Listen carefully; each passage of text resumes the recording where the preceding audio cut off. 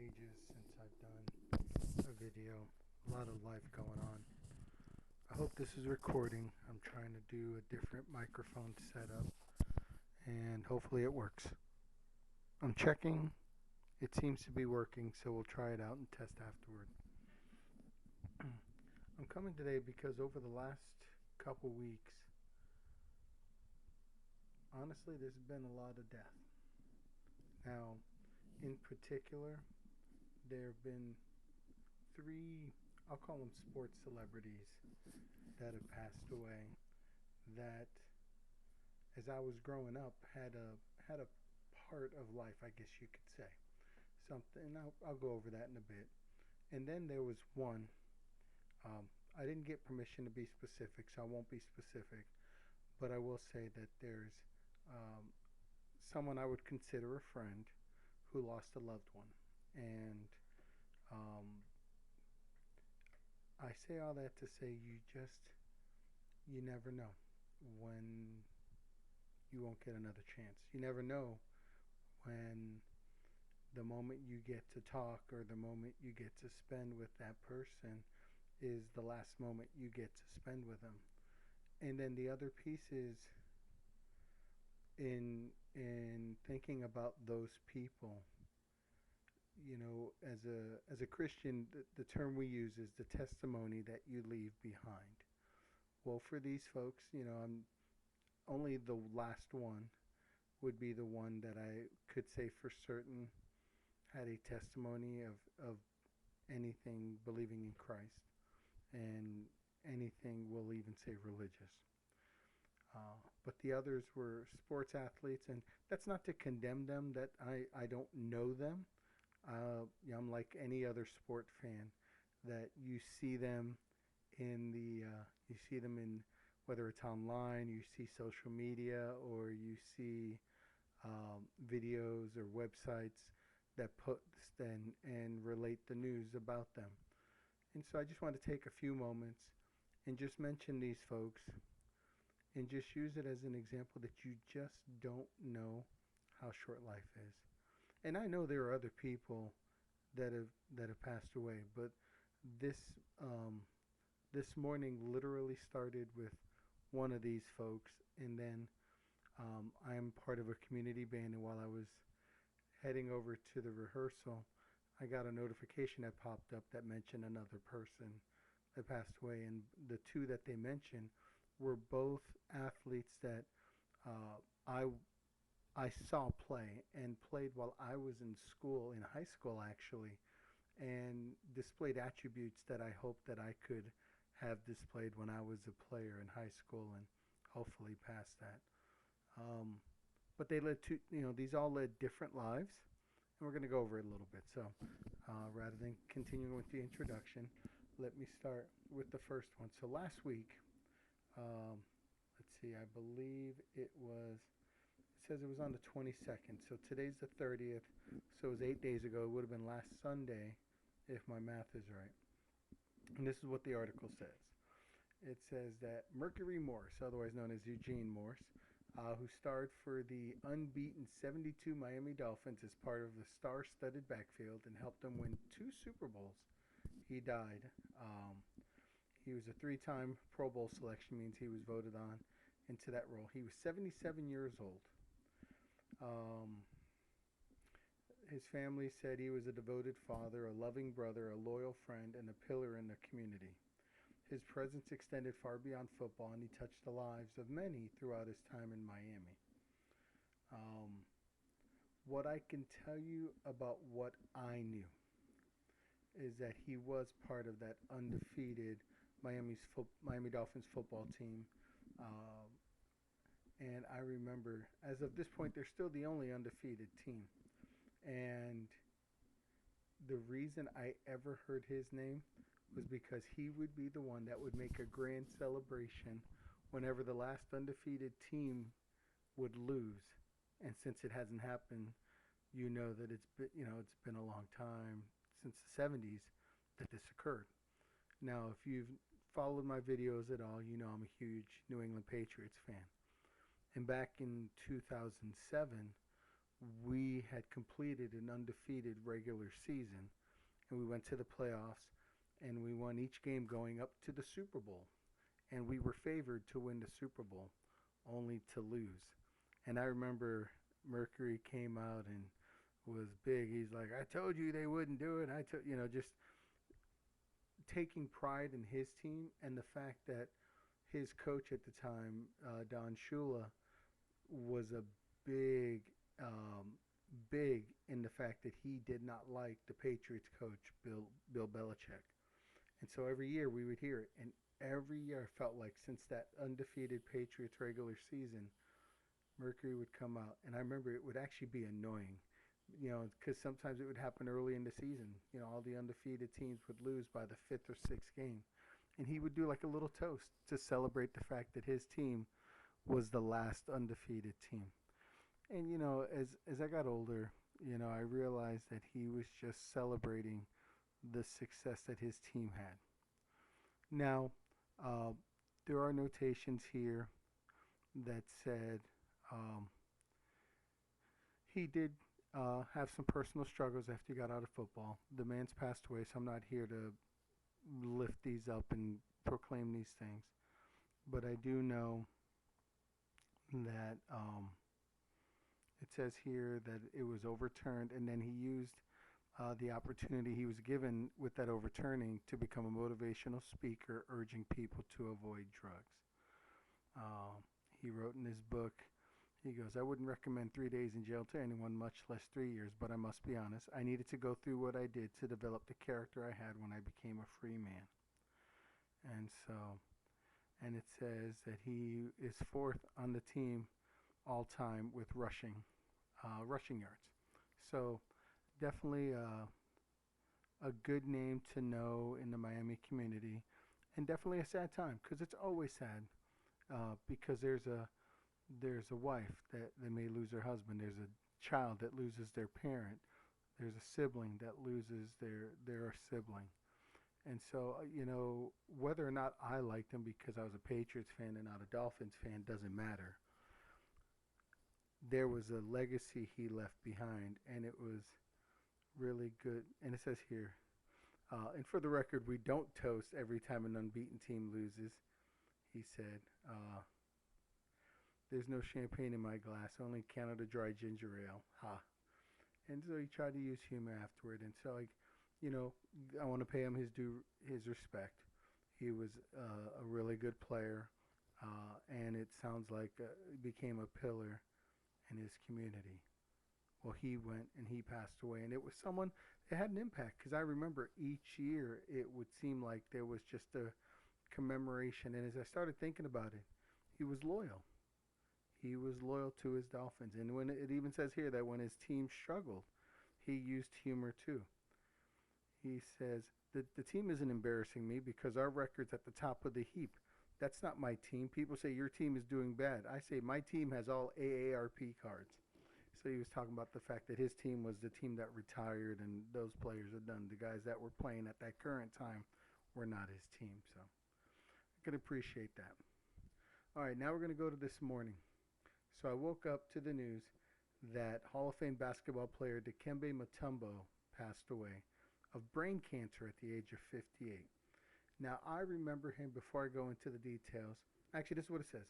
The Hall of Fame finger-wagging center who spent much of his post-basketball career as an ambassador for the sport died of brain cancer at the age of 58, the NBA announced on Monday, which is today. Now, I remember him. I'll give a quick story. Back, oh man, it was probably early 90s. He played for a team called the Denver Nuggets. And the way that the NBA goes and they decide the playoff teams is they rate them from 1 to 8 on the West and 1 to 8 on the East. And the 1 seed is usually team with the best record goes against the 8th seed. The 2nd seed goes against the 7, 3 goes against 6, 4 goes against 5. Now the first round back then was a best of 5, so whoever won 3 games first gets to go. And the team with the better record gets to have the extra game at home. So 2 games were played, and I forgot who the one seed was, just to be transparent. But I remember Denver came out on top, and the image I remember, and it's one that if you look it up, you'll see, is Dikembe laying on the ground with the ball, and he's laying on the ground, and he's just so excited, and he's holding the ball to his head like in disbelief, like I can't believe we won, I can't believe we won. And I remember that. There's also memories, if you go back far enough or go forward far enough, of him blocking Michael Jordan and doing a finger wag on Michael Jordan. And then later on, I don't know if it was that game or the next game, um, Michael dunked on him and did the finger wag back. And it was just like, I call it, it was a sportsmanlike or sports, what do you call it? It was being sporting to each other. You know, I think Jordan had respect for Mutombo's defensive game, and Mutombo had respect for who Jordan was, and they just got each other. And one of the things it says here um, from the commissioner, it says that he was simply larger than life, the reputation he had. On the court, he was one of the greatest shot blockers and defensive players in the history of the NBA. On the floor, he poured his heart and soul in helping others. There was nobody more qualified than Dikembe to serve as the NBA's first global ambassador. He was a humanitarian at his core. He loved what the game of basketball could do to make a positive impact on communities, especially in his native Democratic Republic of the Congo and across the continent of Africa. I had the privilege of traveling the world with Dikembe and seeing firsthand how his generosity and compassion uplifted people. He was always accessible at NBA events over the years, with his infectious smile, deep booming voice, and signature finger wag that endeared him to basketball fans of every generation. Now it says here he played 18 seasons for the Nuggets, the Hawks, Philadelphia 76ers, the New Jersey Nets, who's now the Brooklyn Nets, but back then they were the New Jersey Nets, the New York Knicks, and the Houston Rockets. It says that he was top defensive player 4 times. 3 times he was selected All NBA and played in 8 All-Star games.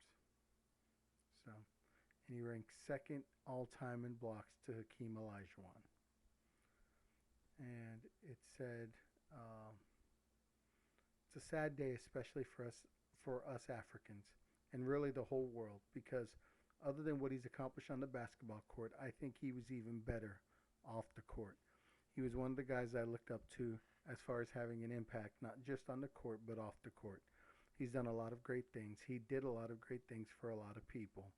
So he was a role model of mine. It's a sad day. And that was said by Joel Embiid, who's the current Philadelphia center. It says here, the 8-seeded Denver beat Seattle in the 94 playoffs. That's what it was, and it was the best of 5. And it was the first time ever that a number 8 seed beat a 1 seed. So, I saw a quote from his son. It may not be in this article. Let's see if I can find it.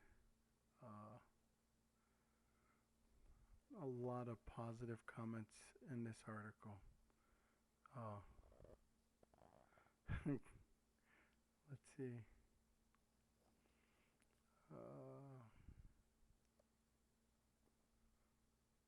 This is what he said.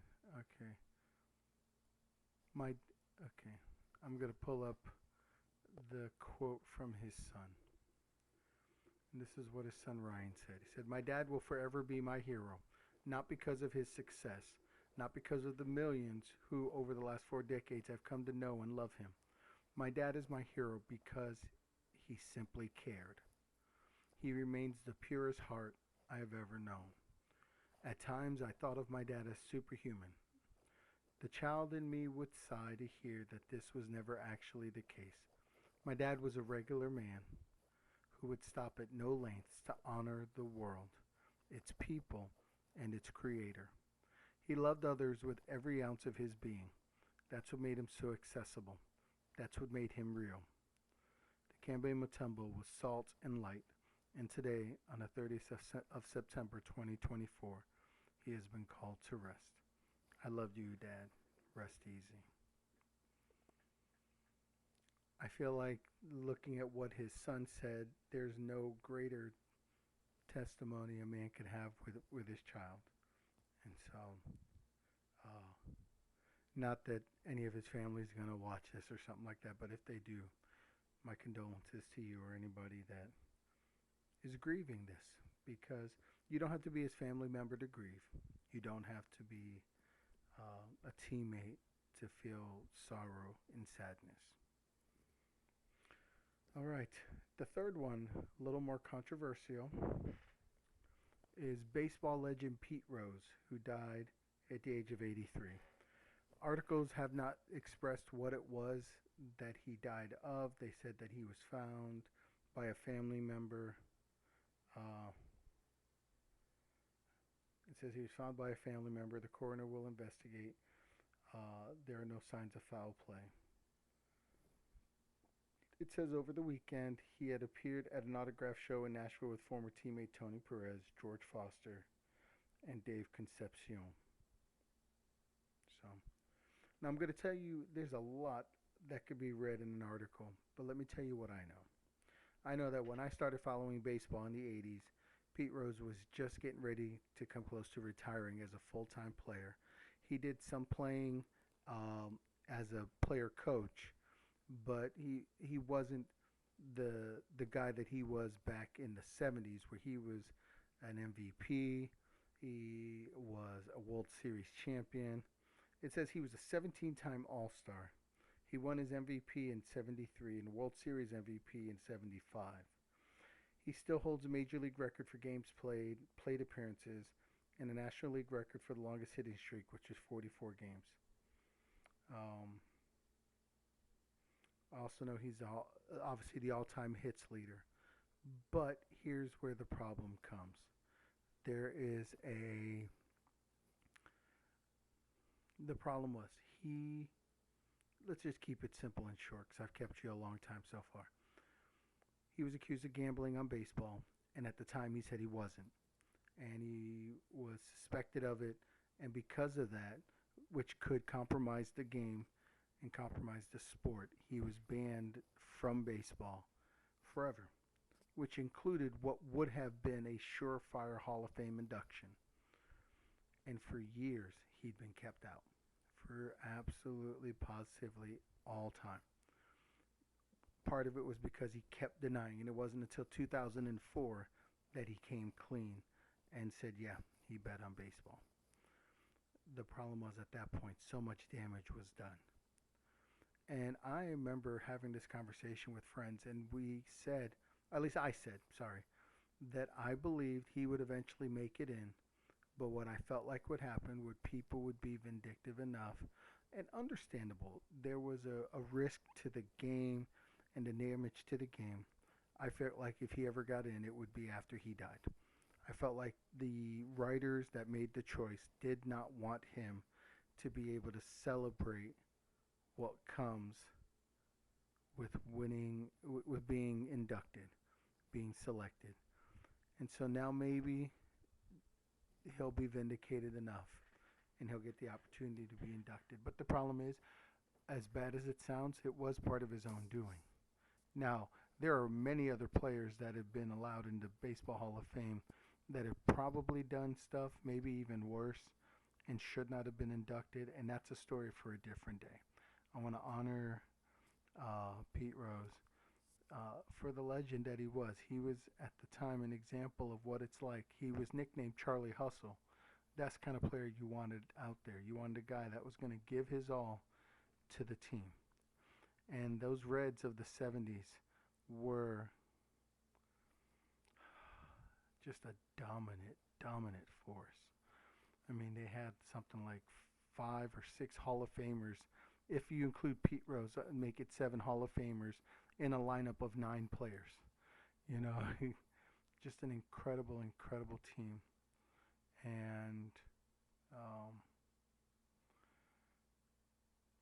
it's sad. Honestly, it really is sad to think he won't get the chance to celebrate his Hall of Fame induction. But rest in peace, Pete Rose. But you think about these three guys I told you about and the reputations that they had. You know, Pete Rose uh, uh, didn't get the recognition because he had skeletons. He had moments where, oh, this may be a bad sign, a bad look for him, and I get it. I understand that, and so he's got to face the consequences of that. When you look at Mercury Morris, yeah, there was some questionable stuff, but he tried to do his best to rehabilitate his image and gone into motivational speaking and tried to do a lot for his community. And then Dikembe, there's so much he did. The article I didn't even go into. He built hospitals in Africa. I think one of which he named after his mom. Spent a lot. He was on the board of many uh, charities and research companies that were trying to do their best to help improve the world. I'm just trying to keep it simple. And it's just, it was a sad day today. It really was. But on to the last one. Now, like I said, I did not get special permission to mention the specifics of this person, so I'm not going to. Uh, but like I said, they were someone close to a friend of mine.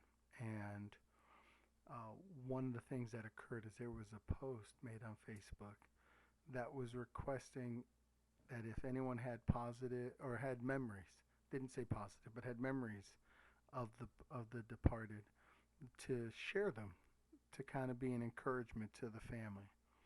And I read through some of the posts, and it made me sad that I only met the person a few times. I did meet them, but it was very rare and honestly quite a long time ago. And it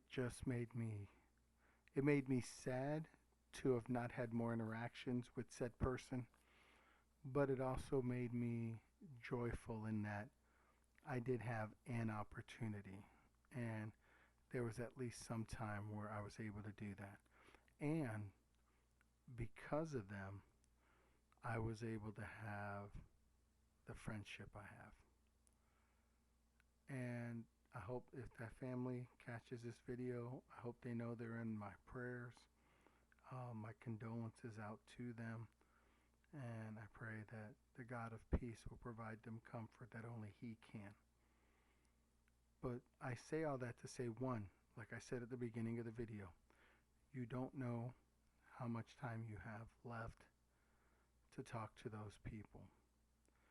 I gave you a baseball player died at 83, a football player that died at 77, a basketball player that died at 59, and I'm not entirely sure. I don't want to give too much, but I'll put it this way.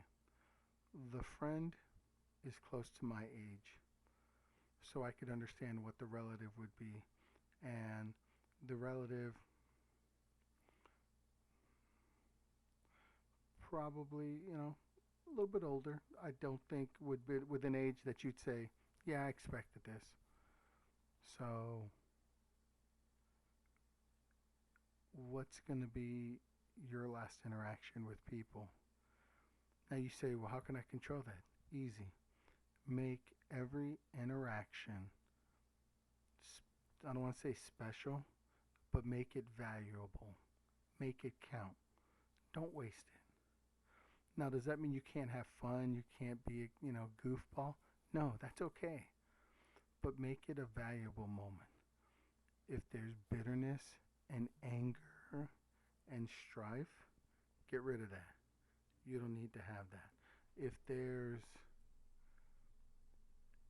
there's reconciliation that's needed, go reconcile, because you don't want to spend the rest of your life being bitter and angry. It's a waste of time to be bitter and angry. It's a waste of time to be hostile and all those things. Take the opportunity that you have now. After you've watched this video, if you have to, pause the video. I'm not going to say much over the next couple minutes here that's going to change. take the opportunity, pause this video. Look, if you never come back to the video, it's okay. You got the message. Go talk to the people. And if you're a Christian and you've not taken the opportunity to share the gospel with someone, to tell them how they can know to get to heaven, what are you waiting for?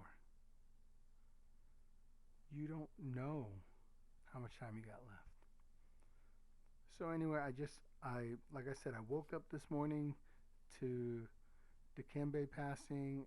Later today, I saw that Pete Rose passed away. I remember Mercury Morris passing away, and then even last week, I remember seeing the one friend losing their relative, and it's just like, holy cow, you just never know. So I challenge you today, take advantage of the time you have. So thank you for taking the time to watch. I do plan on coming back. This is going to be the start, but just take advantage of the opportunity. Till the next time, hope you have a great rest of your day.